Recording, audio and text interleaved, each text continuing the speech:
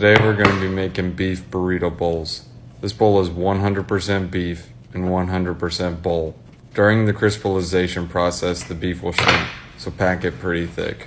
Next, you want to go ahead and add some tasty stuff and give it to Big Betty to crystallize. Use repair cheese as needed. After some amount of time, you'll have something that looks like this. I call it a beef bowl. Make it rain. Can opener broke, so I'm going to use the hammer method to get some fresh canned rice. I like to use Progresso brand rice. Make it ricey. If you don't have a can opener or a hammer, you can always do the easy tab method. All you do is tape one of these on and it works like a champ.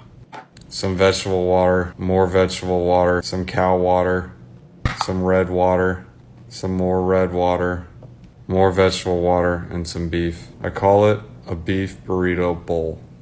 Perfect. Forget biodegradable. This recipe is 100% human degradable. Even comes with edible utensils. If you don't have any edible utensils laying around, you can always just eat the bowl. Like real cap, no talk. This is the best burrito bowl I've ever had.